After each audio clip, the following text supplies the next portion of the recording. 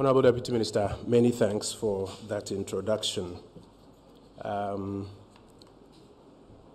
to you, the Honorable Deputy Minister, our Chief Director, our new Chief Director here at the Ministry of Information, the Executive Secretary of the RTI Commission, Lawyer Boateng, Directors of the Ministry of Information and the ISD, staff of the Access to Information Division of the ISD, staff of the RTI Commission, ladies and gentlemen, good afternoon. I want to start by welcoming you to this press briefing. Usually when we invite you, it is to give an opportunity for us to talk about what somebody else is doing in their sector. Today we have invited you to talk about one major thing that we are doing right here at the Ministry of Information, and that's the implementation of the Right to Information Act. In today's brief, our expectation is to give the entire nation, through you, a detailed update on the Right to Information Act's implementation, the successes, the challenges so far, as well as the key outstanding issues on RTI implementation. I want to start by giving a quick background on what the RTI Act is.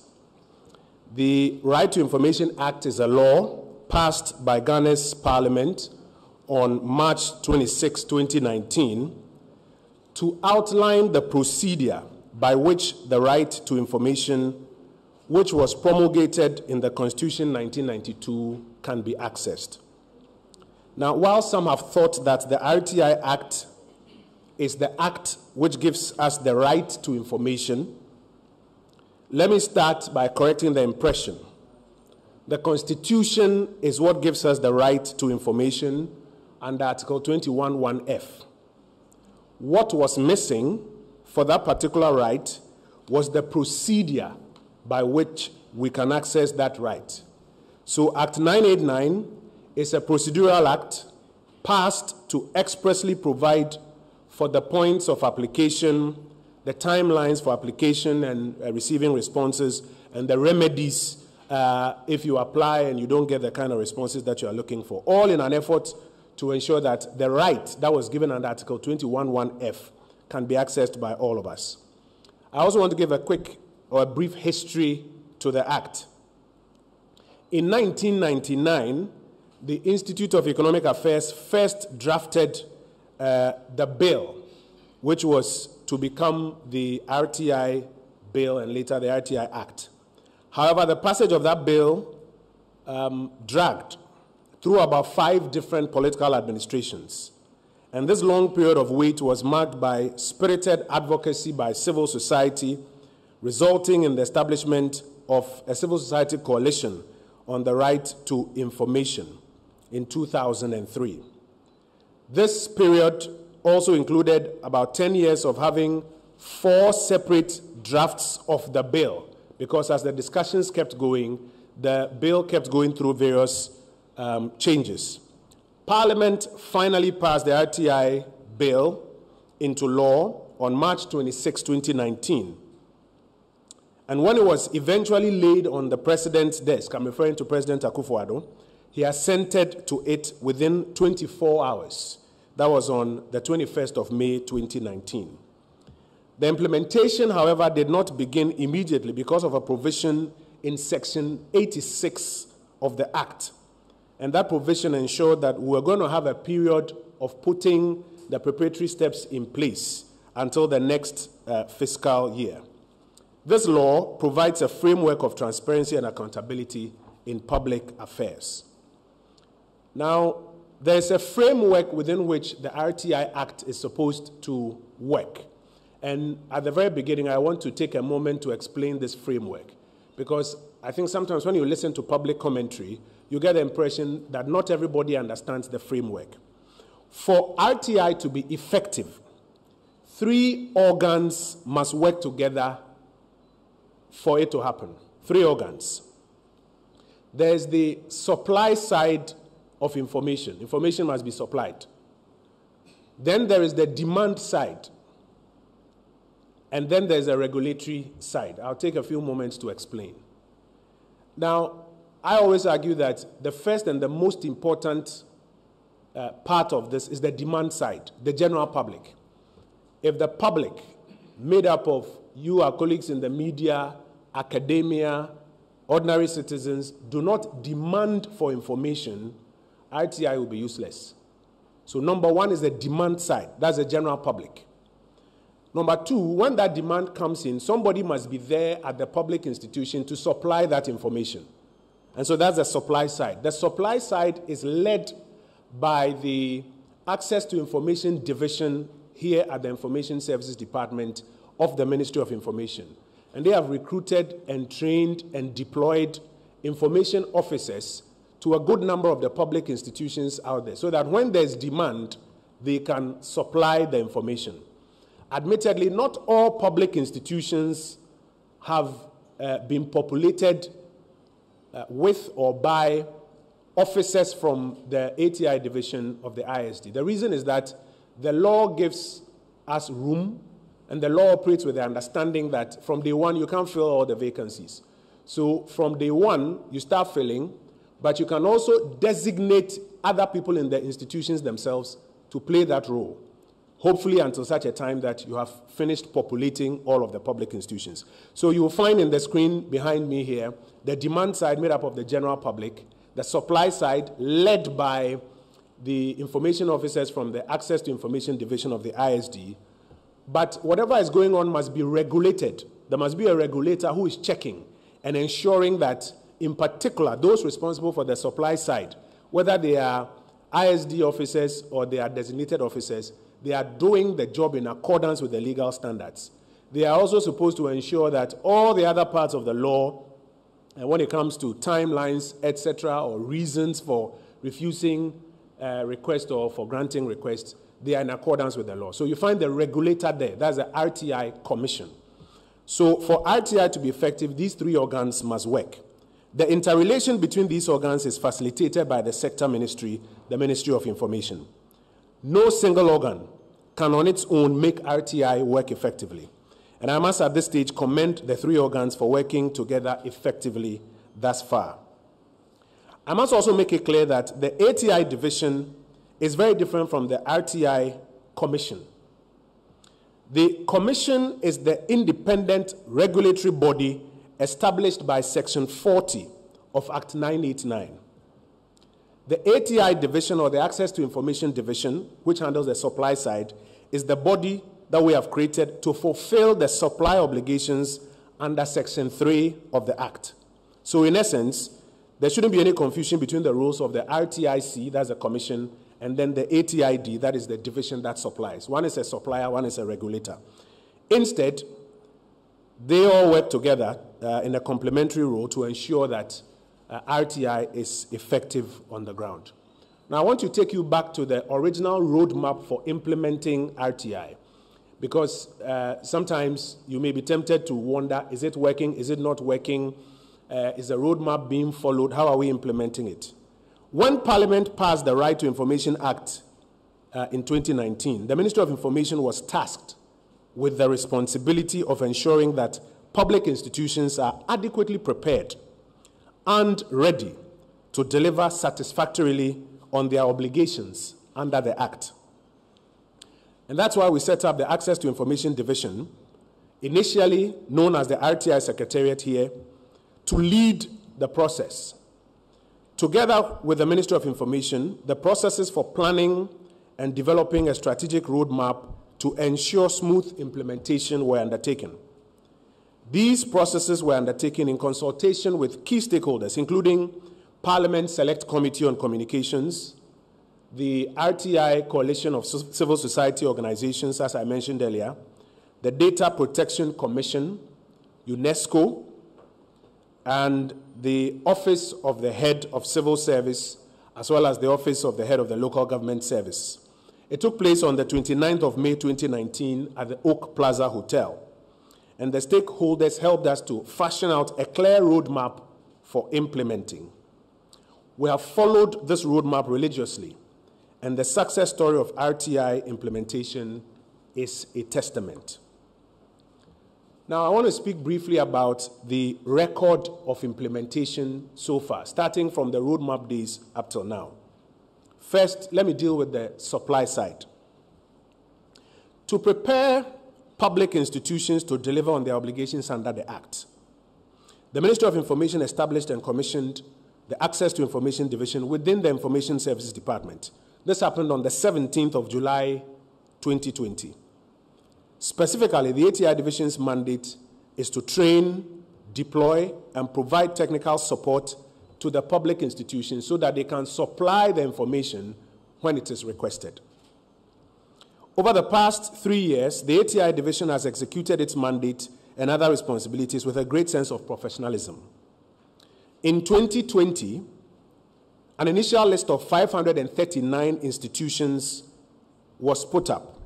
These institutions were identified as the institutions that should be responsible for having information units so that they can supply information when somebody requests for them. The ATI Division was successful in ensuring that 478 of these institutions were assisted to populate their information units with designated officers. And then subsequently, the first batch of 99 information officers were recruited, trained, and deployed to replace some of the designated officers in 478 of these institutions, out of 539 that we had initially targeted as institutions that must be responding to RTI requests.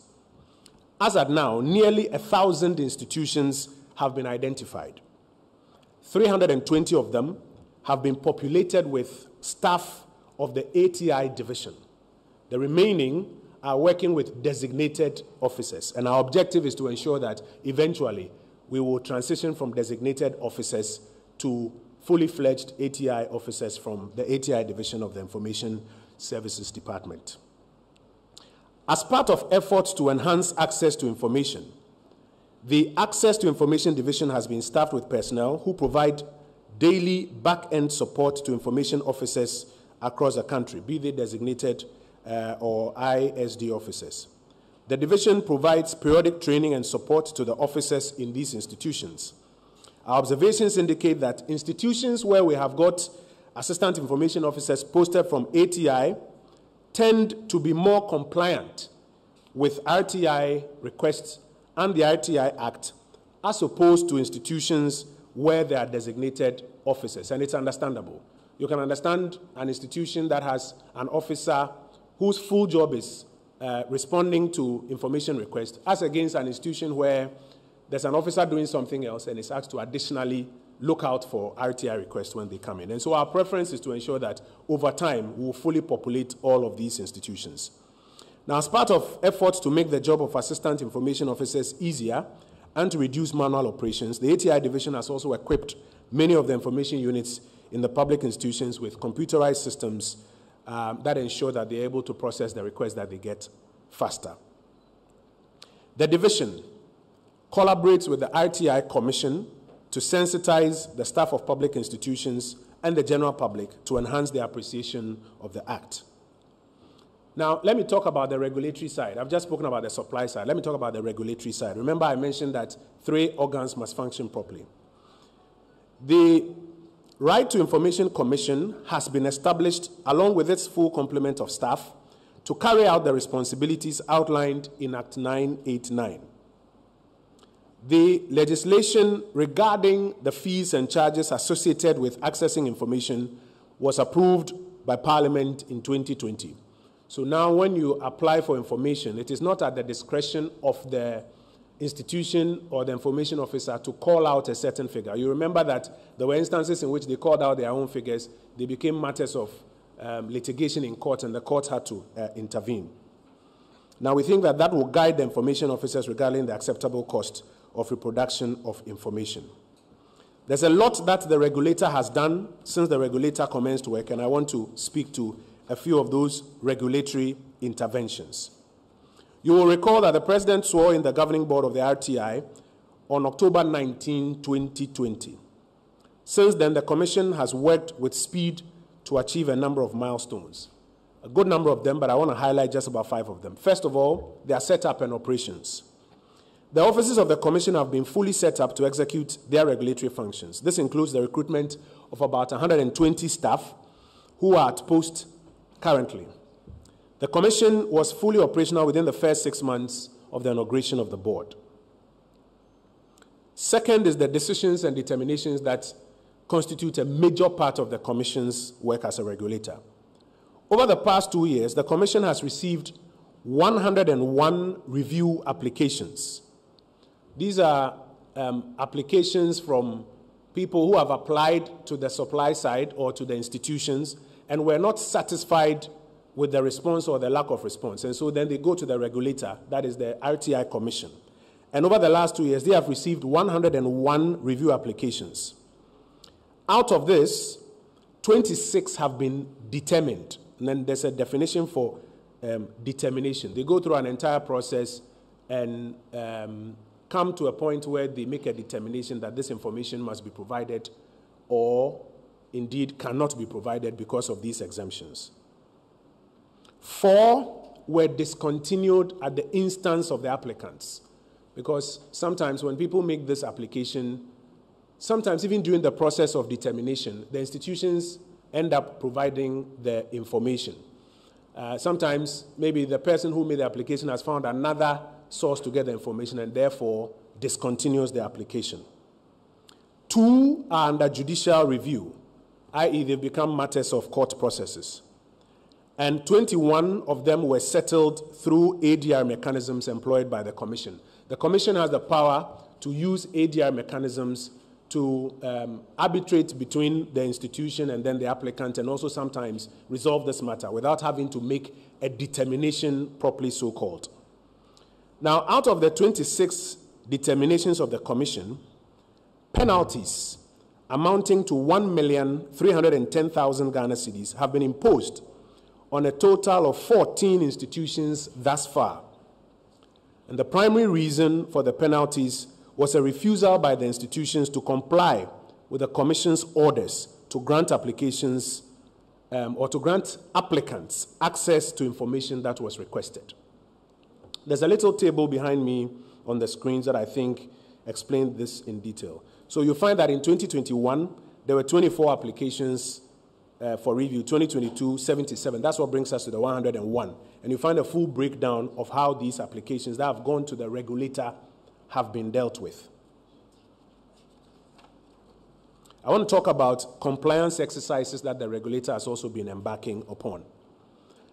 The Commission has conducted a number of compliance exercises across some public institutions to assess the level of preparedness and compliance with RTI requirements. The law has requirements of public institutions, and so they go around to conduct a compliance exercise to be sure that you are complying with what the law says you must have in order to respond. So, for example, you must have an information manual, you must have an information officer, various parameters.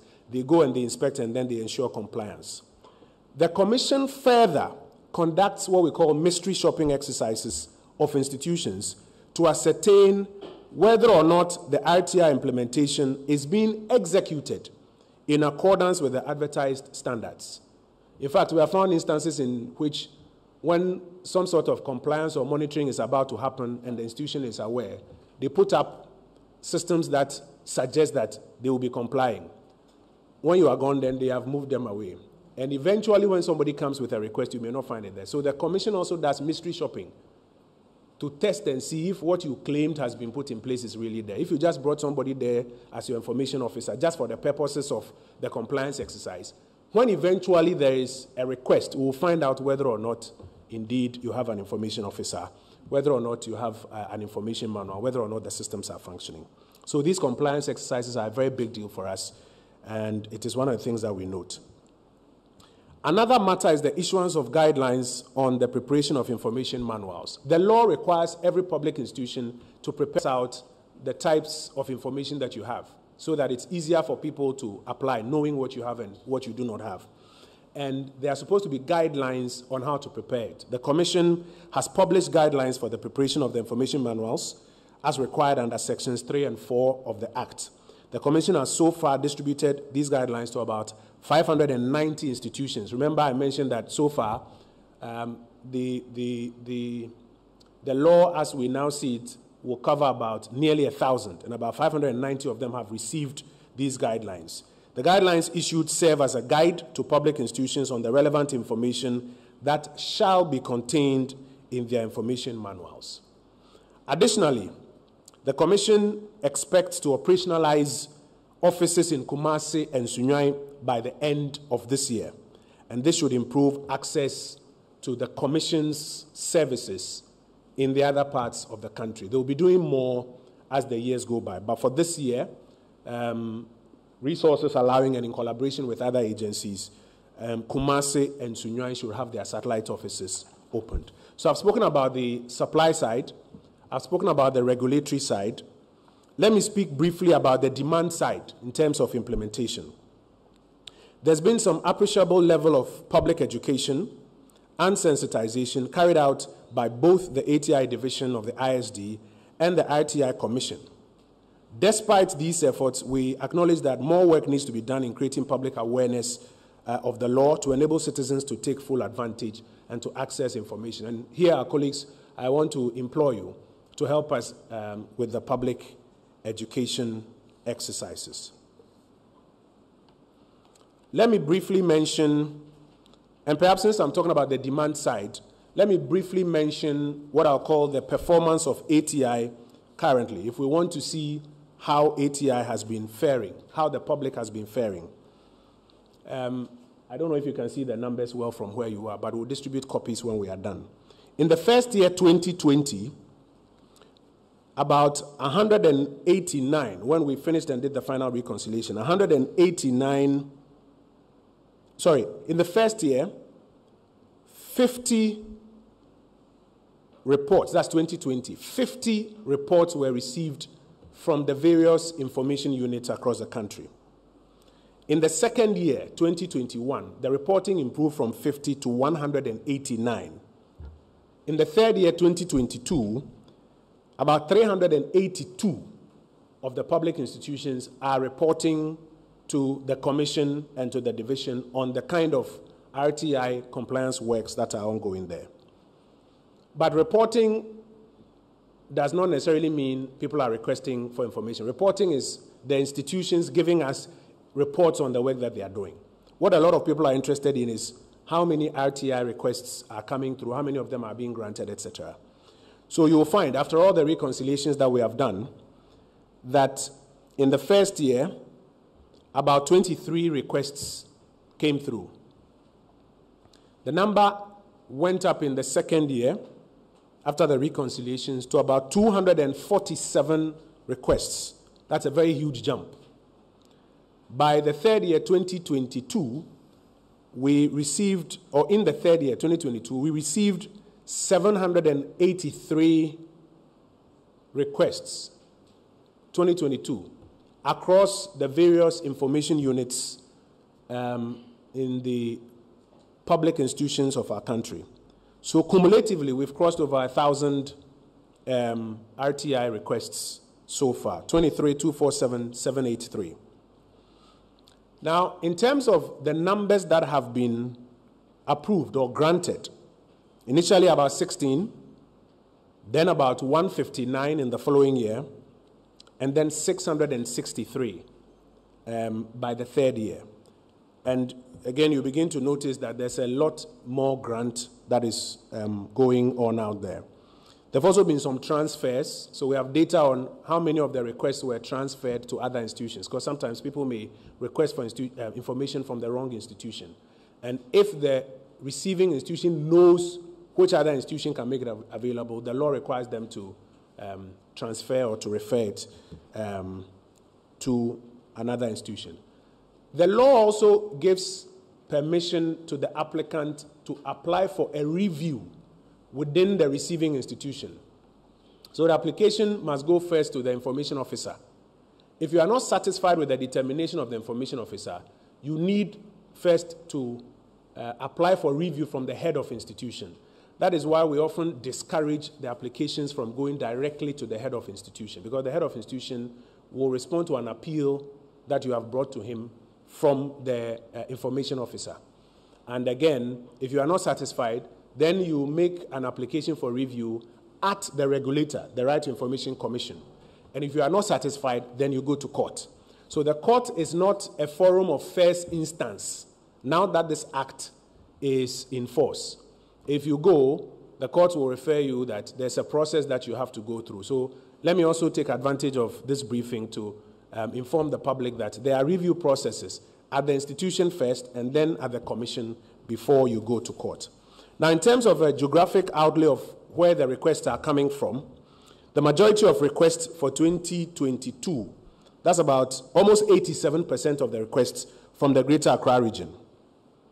Ashanti, about 9% of the requests, approximately 8.56% of the requests coming from Ashanti. Bono region, about 1.28% of the requests are coming from Bono. Oti is about 0.13%. Western region, 1.28% of the requests that have come through are coming from that place. Central region, 0.38%. Eastern region, 0.51%. Volta, 0.51%. But the bulk of the requests from the Greater Accra region, 86.97%. That's almost 87% of the requests. Savannah region, 0.26% of the requests. So there's a need to, first of all, it's understandable. A lot of the public institutions have their presence here in Accra, but in all the 261 districts across the country, you expect that if people want information, they can go through the right processes and get them. But this is the data we have now for 2022 in terms of the numbers so far. Now, I want to speak about a few other interventions that have taken place, and then I'll talk about the next steps. In fulfillment of Section 77, subsection 4 of the RTI Act 989, the annual reports on implementation have been presented to Parliament 2021 and 2022. The report for 2022 will be laid in Parliament by the 30th of June 2023 as mandated by the Act. So I'll be doing that before June is over. It is noteworthy that the Office of the Head of Civil Service, on our request, has incorporated the Right to Information Act compliance as a key performance indicator for all chief directors in ministries and the relevant departments. Additionally, it is also an obligation. Compliance to the Act is now an obligation in the performance contracts of chief directors. And we are making efforts to ensure that the local government service will do same for the coordinating directors in the 261 districts across the country. Then it becomes part of your performance contract and a key performance indicator, compliance with the RTI Act. If you are not complying, then they will mark you down in the assessments and its consequences will follow. Now, this is to guarantee the complete institutionalization of the RTI culture within various ministries, departments, agencies, and assemblies. Briefly, let me speak about 4 major things that we are now looking to do after having given you an account of how far we have come.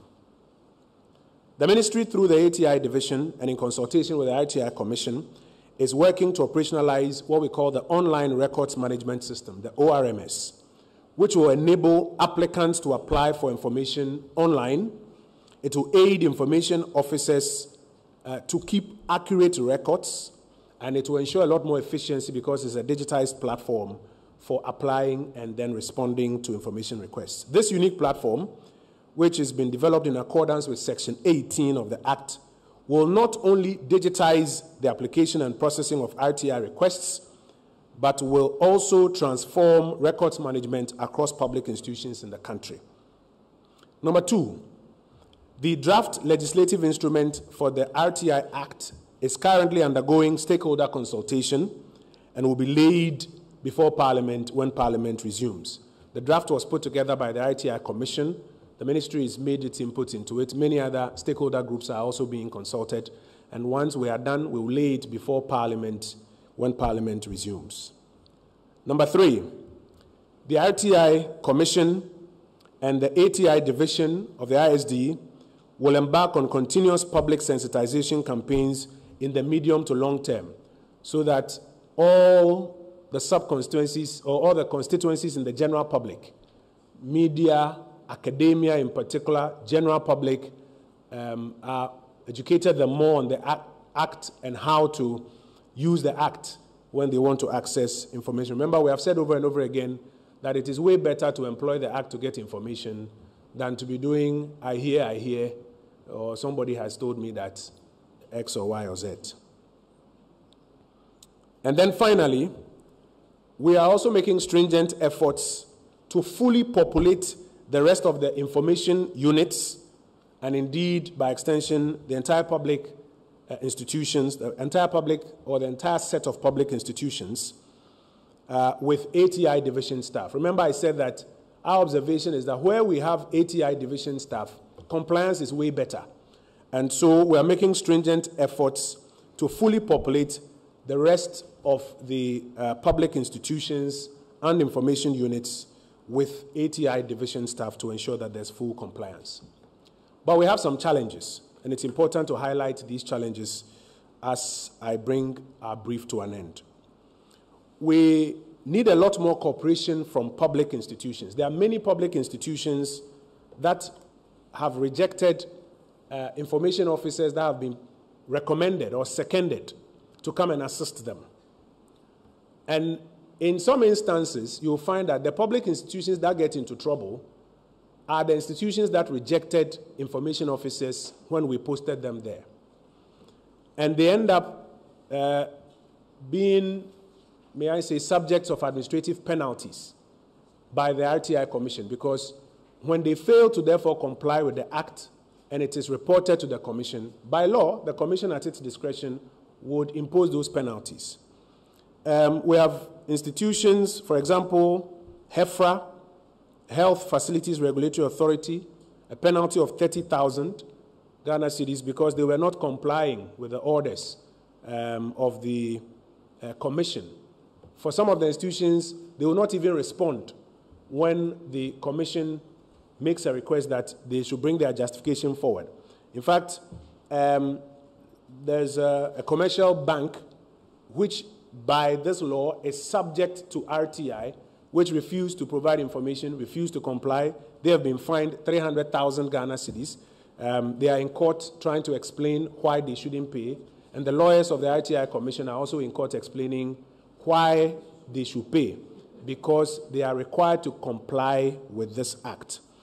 For example, there have been district assemblies. Keta, is Keta a municipal or is a metropolitan? Municipal, Keta Municipal. They rejected the information officer that we posted. They didn't have one as at the time. And a request was made, and they were refusing to provide the information. Eventually, when it came to the attention of the Commission, and the Commission was trying to facilitate, and they were still being difficult, they were fined about 20,000 Ghana cedis. Some heads of institutions, I'm sure you have read in some of the media publications, including ministers, have been subjects of penalties because they are not complying. So I want to take advantage of this briefing to send the word out there that the Commission has the full power, it's backed by law, to levy the necessary penalties on persons who do not comply.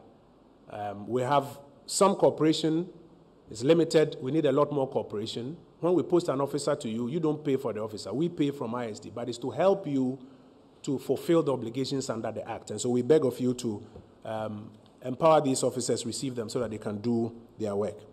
We also, as many other institutions do, have challenges with resources and logistics, because when you post these officers, you need to resource them so that they can do as good a job as they are required by law to do. And we continue to work with our various partners to deal with the questions of resources and logistics so that they can deliver. I want to conclude by making a few comments, and then I will take your questions. Access to information requests have increased over the last 3 years of implementation of the Act. And we are doing everything possible through the supply side to ensure that these requests are responded to, and the numbers speak for themselves. Despite the increase in the numbers of requests, you'll notice that the rejections are very low. And so there's a lot more grant than rejections. The Access to Information Division of the Information Services Department provides the technical support to public institutions to enable them fulfill their obligations in granting access to information. When institutions take advantage of this, they will avoid the many complaints that may come up. And so please, I think like the finance minister said, Another matter I'd like to draw your attention to is the fact that the RTI Commission is fully backed by law to sanction institutions that do not comply. Additionally, they have now received the prosecutorial powers of the Attorney General to prosecute offenders under the Act. If you read the Act in detail, there are offenses under the Act. And the RTI Commission has now been given prosecutorial powers by the Attorney General's Department to prosecute for those offenses. So not only could you be a subject of a penalty, you could actually be prosecuted for non-compliance with the Act. And so notice is hereby served. The effective usage of the RTI Act, colleagues, will further strengthen our democracy. And so we want to encourage all actors, those on the demand side, those on the supply side, and the general public, to play their part. The ministry acknowledges the support of all our partners, the Access to Information Division of the Information Services Department, the Right to Information Commission, civil society groups that have been very, very instrumental in our efforts to fully implement it, development partners, particularly UNESCO, in ensuring that we've got a smooth exercise so far, and we look forward to do more in the years to come. I thank you for your attention.